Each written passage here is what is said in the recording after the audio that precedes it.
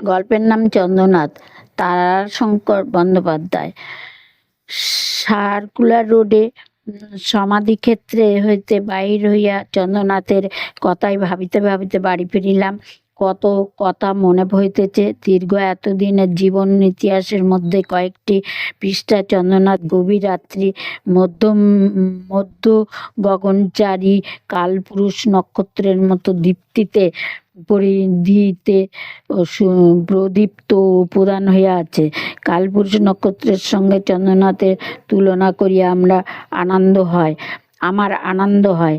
ওই নক্ষত্রটির খড়গধারী ভীমকায় আকৃতির সঙ্গে চন্দ্রনাথের আকৃতির যেন একটা সাদৃশ্য আছে। এমনি দীপ্ত ভঙ্গিতে সেও আমার জীবনে কক্ষপথে চলিয়াছে। একদিন পিছনে ফিরিয়া চাহিল না, ক্ষণিক বিশ্রাম করিল না। যাহাকে কুক্ষিগত করিবার অভিপ্রায়ে তাহার ওই উন্মাদ যাত্রা তাহাকে আজও পাইল না। তবু সে চলিয়াছে। সঙ্গে সঙ্গে আরও একজনকে মনে পড়িতেছে, হিরুকে। চন্দ্রনাথ, হিরু, আমি সহপাঠী। আরও লোকজনকে মনে পড়িতেছে, চন্দ্রনাথের দাদা নিশানাথ বাবুকে। কেমন করিয়া যে এই তিনজন একই সময়ে ক্ষুদ্র একটি গ্রামের মধ্যে আসিয়া পড়িয়াছিলাম বলিতে পারি না। কিন্তু বিস্ময় প্রকাশ করিব না। আগ্নেয়গিরি গর্ভের মধ্যে কল্পনাতীত বিচিত্র সমাবেশ, যত কিছু প্রলয়ঙ্কার দাহ্য বস্তু সমাবিষ্ট হয় কি করিয়া, এও হয়তো সেই বিচিত্র সমাবেশ। ঘরে কেউ নাই। টেবিলের উপর ল্যাপটা অকম্পিত প্রদীপ্ত জ্যোতিতে জ্বলিতেছে। আলোকিত কক্ষের মধ্যে একা বসিয়া চন্দ্রনাথ হিরুকে ও নিশানাথকে ভাবিতেছে। সম্মুখে দেয়ালে বিলম্বিত বড় আয়নাটির মধ্যে আমার প্রতিবিম্ব আমার দিকে চিন্তাকুল নেত্রে চাইয়া বসিয়া আছে। অনেক অলিকায়াম ছায়া, তবুও সে আমার এই স্মৃতির স্মরণে বাধা দিয়া তারই দিকে আমাকে আকর্ষণ করিতেছে। আলোটা নিবাইয়া দিলাম। মুহূর্তে পর ঘরখানা প্রগাঢ় অন্ধকার করিয়া উঠিল। অতীতের রূপ ওই অন্ধকার আলোকিত যে দিবসটি অবসান হইয়া তমাশা পারাপারের মধ্যে ডুব দিল, আর সে তো আলোকিত প্রত্যক্ষের মধ্যে ফিরে না। তাই অন্ধকারের মধ্যে তাহাকে খুঁজিতেছি। সে দেখা দিল। অন্ধকারের মধ্যে সুস্পষ্ট রূপ ও পরিগ্রহ করিয়া সম্মুখে দাঁড়াইল কিশোর চন্দ্রনাথ। দীর্ঘাকৃতি, সবল সুস্থ দেহ, নির্ভীক দৃষ্টি কিশোর, অসাধারণ তার মুখকৃতি। প্রথমে চোখে পড়ে চন্দ্রনাথের অদ্ভুত মোটা নাক, সামান্য মাত্র চাঞ্চল্যে নাসিকতা প্রাপ্ত স্ফীত হইয়া উঠে বড় বড় চোখ, চওড়া কপাল, আর সেই কপালের ঠিক মধ্যস্থলে শিরায় রচিত এক ত্রিশূল চিহ্ন। এক কিশোর বয়সে চন্দ্রনাথের ললাটে শিরার চিহ্ন দেখা যায়।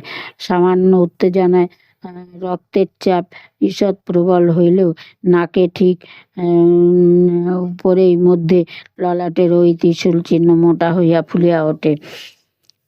সঙ্গে সঙ্গে হেডমাস্টার মশাইকে মনে পড়িতেছে। শীর্ণ দীর্ঘকায় শান্ত প্রকৃতির মানুষটি ওই যে বোর্ডিংয়ের ফটকের সম্মুখে চেয়ার বেঞ্চের আসন পাতিয়া বসিয়া আছেন। হুঁকাটি হাতে ধরিয়া আছে।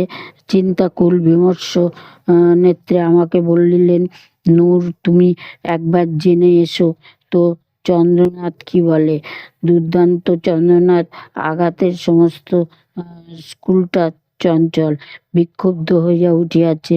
প্রাইজ ডিস্ট্রিবিউশনের সময় চন্দ্রনাথ প্রাইজ প্রত্যাখ্যান করিয়া পত্র দিয়াছে। সেকেন্ড প্রাইজ সে গ্রহণ করিতে চায় না, যে সে আজ পর্যন্ত কখনো সেকেন্ড হয় নাই। তাহার কথা অবহেলা করিতে পারিলাম না। চন্দ্রনাথ কাছে গেলাম। দারিদ্র জীর্ণ স্বল্পালোকিত চন্দ্রনাথের ঘরখানার মধ্যে চন্দ্রনাথ বসিয়া আপন মনে কি লিখিতেছিল। তার কাছে গিয়া দাঁড়াইলাম। সে লিখিতেই থাকিল, কোনো অভ্যর্থনা করিল না। সে তাহার স্বভাব নয়। আমি নিজেই বসিয়া প্রশ্ন করিলাম, কি লিখছিস? লিখিতে লিখিতেই চন্দ্রনাথ উত্তর দিল, ইউনিভার্সিটি এক্সামিনের রেজাল্ট তৈরি করছি, কে কত নম্বর পায় তাই দেখছি। তার কথা শুনে আশ্চর্য হইয়া গেলাম। চন্দ্রনাথ আরও খানিকটা লিখিয়া কাগজখানা আমার সম্মুখে ফেলিয়া দিয়া বলিল, দেখ। কাগজটা চোখ বুলাতেই ছিলাম। চন্দ্রনাথ বলিতেছিল, আমার যদি 550 কি তার বেশি ওঠে তবে স্কুলের এই রেজাল্ট হবে, মানে 2টো ফেল, অমিয় আর শ্যামা, তাছাড়া সব পাস হবে। আর আমার যদি 525-এর নিচে হবে তবে 10টা ফেল। তুই তাহলে 3rd ডিভিশনে যাবি। বেশ মনে পড়িতেছিল। তার কথা শুনিয়া রাগ হইয়াছিল। এই ভ্রান্তিকটা যেন ফেল হয়, এই কামনাও বোধ হয় করেছিলাম। চন্দ্রনাথ হাসিয়া বলিল, তুই বোধহয় রাগ করেছিস, কিন্তু অনুপাতে আঙ্কিক নিয়মে যার মূল্য যতবার কমে কষে দেখবে একই হবে। একের মূল্য কমে, সকলে কমবে। দিস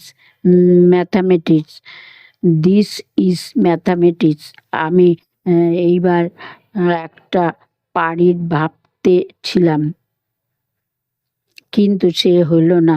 চন্দ্রনাথের দাদা একখানা পত্র হাতে আসিয়া দাঁড়াইলেন। চন্দ্রনাথের হাতে পত্রখানা দিয়া বলিলেন, এ কি? পত্রখানার উপর দৃষ্টি বুলাইয়া চন্দ্রনাথ অংশকোচ বলিল, আমি সেকেন্ড প্রাইজ রিফিউজ করেছি। সেকেন্ড প্রাইজ এটা রিফিউজ করেছি। আমি সেকেন্ড প্রাইজ রিফিউজ করেছি। কারণ চন্দ্রনাথ নাসিকাপ্রাপ্ত স্মিত হইয়া উঠিল। ললাটে শিয়ার রচিত ত্রিশূল চিহ্ন ধীরে ধীরে আত্মপ্রকাশ করিতেছিল। এক মুহূর্তেই স্তব্ধ থাকিয়া সে বলিল, কারণ সেখানে 22 নেওয়া। আমি বিনীত মাই ডিগনিটি বলে মনে করি। চন্দ্রনাথের দাদা ক্ষোভে যেন কাঁপিতেছিলেন। বহু কষ্টে আত্মসংবরণ করিয়া তিনি বলিলেন, কথাটা বলতে তোমার লজ্জা বাঁধল না? ডিগনিটি, একে তুমি ডিগনিটি বলো? তোমার অক্ষমতার অপরাধ। বাধা দিয়া চন্দ্রনাথ বলিল, তুমি জানো না দাদা? কি জানি না? জানবার এতে আছে কি? স্কুলের সেক্রেটারি ভাইপো ফার্স্ট হয়েছে, সে আমার ওই সাহায্যে হয়েছে। আর ওর যে প্রাইভেট মাস্টার, স্কুলে অ্যাসিস্ট্যান্ট টিচার, তিনি কি বলবো, প্রশ্নপত্র ছাত্রটির কাছে গোপন রাখেনি। তারও উপর উত্তর বিচারের সময় ইচ্ছাকৃত ভুল করছেন তিনি এবং আরও 2-1 জন। চন্দ্রনাথের দাদা মুখ দিয়া কথা সরিতেছিল না। ভদ্রলোক নির্বিবাদী, শান্ত প্রকৃতির মানুষ। তিনি অবাক হইয়া চন্দ্রনাথের মুখের দিকে চাহিয়া রহিলেন। চন্দ্রনাথ বলিল, অঙ্কের পরীক্ষার দিন যে আমায় মিনতি করলে, আমি তাকে 3টে অঙ্ক আমার খাতা থেকে টুকতে দিলাম। মাস্টার পূর্বে বলে দেওয়ার সত্ত্বেও সে সময় তার মনে ছিল না। চন্দ্রনাথের দাদা গম্ভীর এবং ধীর কণ্ঠস্বরে বলিলেন, তোমার সঙ্গে তর্ক করে ফল নেই। তুমি ওই পত্র প্রত্যাখ্যান করে ক্ষমা চেয়ে হেডমাস্টার মশাইকে পত্র লেখো, বুঝলে? চন্দ্রনাথ বলল, না। কঠোরতর স্বরে চন্দ্রনাথের দাদা বলিলেন, তোমার করতে হবে না। না। চন্দ্রনাথ দাদা যেন বিস্ময়ে অভিভূত হইয়া গেলেন। হওয়ার এবার না, করবেন না। ভদ্রলোক কণ্ঠস্বর এবার কাঁদিতেছিল। না। কিছুক্ষণ নীরবে দাঁড়াইয়া থাকিয়া চন্দ্রনাথের দাদা বলিলেন, তোমার বৌদি বলতো আমি বিশ্বাস করিনি, কিন্তু তুমি এতদূর স্বাধীন হয়েছ, ভালো। আজ থেকে তোমার সঙ্গে আমার আর কোনো সংস্রব রইল না। আজ থেকে আমরা পৃথক।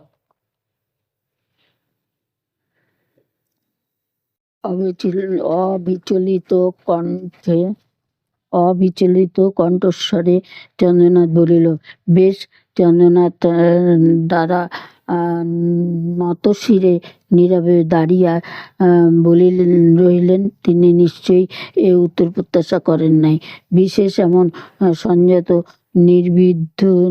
নির্বিধ্বসিত কণ্ঠের উত্তর আমি বেশ বুঝিলাম। ভদ্রলোক আত্মসংবরণের জন্য বিপুল প্রয়াস করিতেছেন।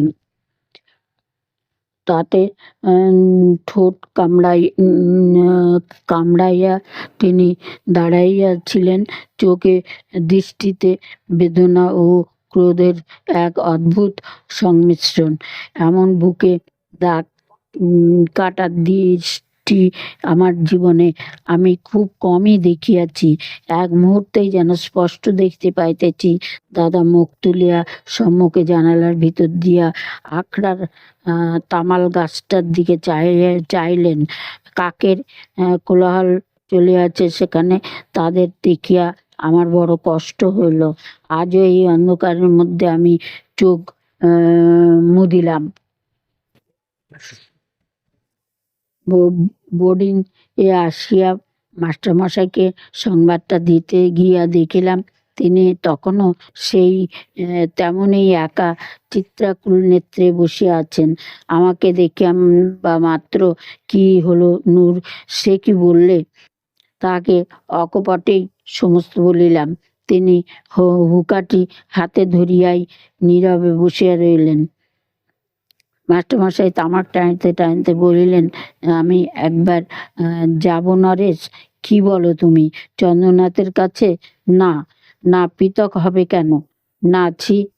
আমি বলিলাম, না স্যার, আপনি যাবেন না। যদি কথা না শুনবে না, আমার কথা শুনবে না?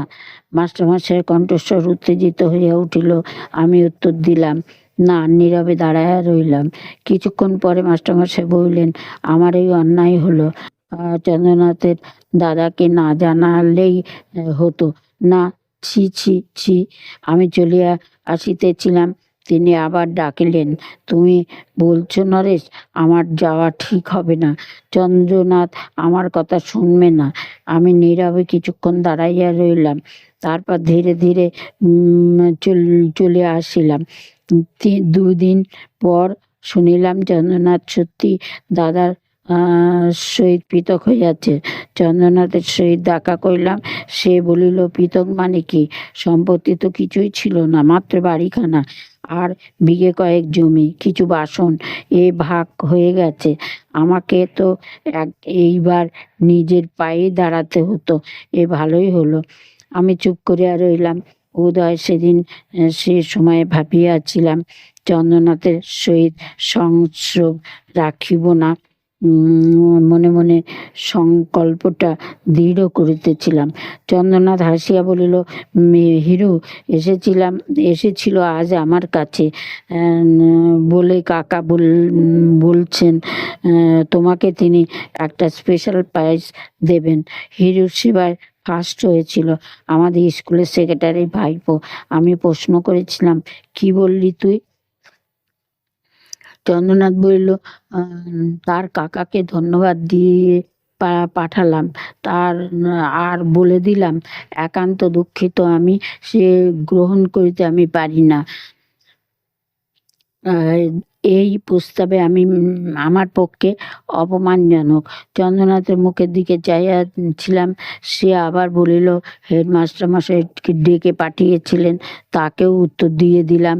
গুরুদক্ষিণার যুগ আর নেই। স্কুলের সঙ্গে দেনা পাওনা আমার মিটে গেছে। 2-3 মাসের মাইনে বাড়তি দিয়ে এসেছি আমি, সুতরাং যাওয়ার প্রয়োজন নেই আমার। সেই মুহূর্তে উঠিয়া আসিলাম। ইহার পর আমি চলিয়া গেলাম মামার বাড়ি। পরীক্ষার খবর বাহির হইলে হিরুর পত্র পাইয়া কিন্তু অবাক হইয়া গেলাম। চন্দ্রনাথ অনুমান চন্দ্রনাথের অনুমান অক্ষরে অক্ষরে মিলিয়া গিয়াছে। হিরু কলিকাতা হইতে দীর্ঘ পত্রে সমস্ত ফলাফল জানিয়াছে। দেখিলাম 10টি ছেলে ফেল করিয়াছে। আমি 3য় বিভাগে কোনো রূপে পাস হইয়া গিয়াছি। চন্দ্রনাথ 525 পায় নাই, কিন্তু একটি শুধু মেলে নাই। হিরু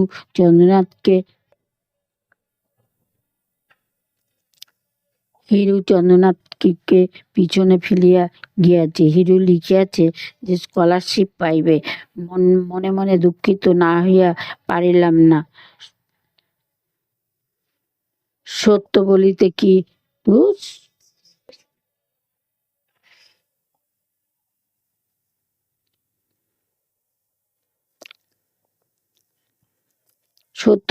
কি চন্দ্রনাথ ও হিরুকে অনেক প্রভেদ। সত্য বলিতে কি চন্দ্রনাথ ও হিরুকে অনেক প্রভেদ। চন্দ্রনাথের শ্রেষ্ঠত্ব আমরা অত্যন্ত সন্দেহ ছিল না। অপরাহ্নে 5টার ট্রেনে মামার বাড়ি হইতে ফিরিয়া সঙ্গে সঙ্গে হিরুর বাড়িতে প্রীতিভোজের নিমন্ত্রণ পাইলাম। হিরু স্কলারশিপ পাবে, তাহারই প্রীতিভোজ। আমি কিন্তু প্রথমেই গেলাম চন্দ্রনাথের বাড়ি। নির্জন বাড়িখানা খাকা করিতেছে, কেহ কোথাও নাই। শয়নকক্ষখানা দুয়ারে বন্ধ করার একটা অতি সামান্য দামের তালা ঝুলিতেছে। সন্ধ্যার হিরুর বাড়ি গেলাম। উৎসবের বিপুল সমারোহ সেখানে। হিরু ধনীর সন্তান, অর্থের অভাব নাই। চীনা, লন্ডন ও রঙিন কাগজের মালার নিপুণ বিন্যাস। তাদের বাড়ির পাশের আমবাগানটা যে শোভা আজও আমার মনে আছে। হিরুর কাকা শৌখিন ও ধনী সন্তান বলিয়া জেলার মধ্যে খ্যাতি ছিল। তিনি নিজে সেদিন বাগানটাকে সাজিয়েছিলেন। বিশিষ্ট ও অতিথিও অনেক ছিলেন। জন 2 ডেপুটি ডিএসপি, স্থানীয় সাব রেজিস্ট্রার, থানার দারোগা, তাহা ছাড়া গ্রামস্থ ব্রাহ্মণ, কায়স্থ ভদ্রলোক সকলেই প্রায় উপস্থিত ছিলেন। হিরুকে স্পষ্ট মনে পড়িতেছে। লাবণ্যময় দেহ, আয়ত কমল চোখ, মোহময় দৃষ্টি। হিরুর কথা মনে করিয়া আকাশের দিকে চাইলে মনে পড়ে শুকতারা। এমনই প্রদীপ্ত, কিন্তু সে দীপ্ত, কোমল, স্নিগ্ধ। হিরু পরম সমাদর করিয়া আমাকে বসাইল। নানা কথার মধ্যে সে বলিল, কাকা বলিছিলেন এখন থেকে IAS এর জন্য তৈরি হও। বিলেতে যেতে হবে আমাকে। বিলেতে যাওয়ার আমার বড় সাধ নূর। আমার কিন্তু বারবার মনে পড়িতেছিল চন্দ্রনাথকে, কিন্তু সেদিন সেখানে তাহার করা কথা আমি ভুলিতে পারি নাই। হিরুই বলিল, আজই দুপুরে সে চলে গেল। আমার কিন্তু বারবার মনে পড়িতেছিল চন্দ্রনাথকে, কিন্তু সেদিন সেখানে তাহার কথা আমি ভুলতে পারি নাই। হিরু বলিল, আজই দুপুরে সে চলে গেল। আমি তার আগেই তাকে নিমন্ত্রণ করেছিলাম, তবুও সে চলে গেল। একটা দিন থেকে গেলে কি হতো? হিরু বলিল, মাস্টারমশাই। পর সচেতন হইয়া মুখ ফিরাইয়া দেখিলাম শীর্ণকায় দীর্ঘকায় মানুষটি এন্ডির চাদর খানি গায়ে দিয়া আমাদের দিকেই আসিতেছেন। আমরা উঠিয়া দাঁড়াইলাম। হাসিয়া মাস্টারমশাই বলিলেন, আজই এলে নরেশ? মাস্টারমশাই ওইটুকু এক বিশেষত্ব, ছাত্র তার অধিকারে গণ্ডি পার হইলে সে আর তার তুই নয়, তখন সে তুমি হইয়া যায় তাহার কাছে। তিনি আবার বলিলেন, তুমি পড়বে নিশ্চয়ই নরেশ, কিন্তু সাহিত্য চর্চাটা পড়ার সময় একটু কম করো বাবা, তবে ছেড়ো না। ও একটা বড় জিনিস যেন হওয়া উচিত বস্তু। আমি চুপ করিয়া থাকিলাম। হিরু বলিল, নরুর লেখা যে কাগজে বেরিয়েছে এবার স্যার? হ্যাঁ, বেশ বেশ, আমাকে লেখাটা দেখাবে তো নরেশ, পড়বো আমি। তারপর আমাকে প্রশ্ন করলেন, চন্দ্রনাথ কোথায় গেল? কাউকে বলে গেল না?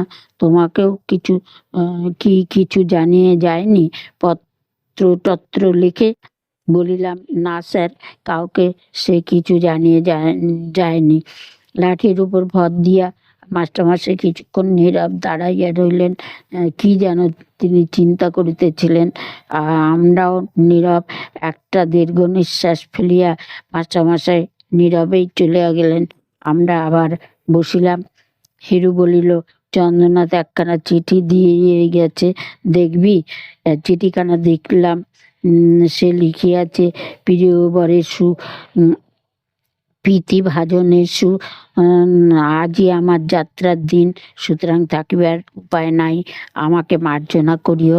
তোমার সফলতায় আনন্দ প্রকাশ করিতেছি, কিন্তু একটা কথা বারবার মনে হইতেছে যে উৎসবটা না করিলেই পারিতে। স্কলারশিপটা কি এমন বড় জিনিস? ভালোবাসা জানিবে ইতি চন্দ্রনাথ। চিঠিখানা হিরুকে ফিরাইয়া দিলাম। হিরু বলিল, চিঠিখানা রেখে দিলাম আমি, থাক। এইটাই আমার কাছে তার স্মৃতিচিহ্ন। সে আমার প্রশ্ন করল, আচ্ছা কোথায় গেল সে, কবেই বা কি? সে যেন নিজেও কথা চিন্তা করিয়া দেখিতেছিল।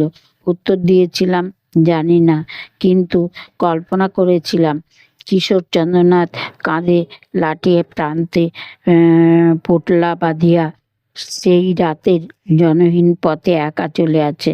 দুই পাশে ধীর মন্থর গতিতে প্রান্তর যেন পিছনের দিকে চলে যাচ্ছে।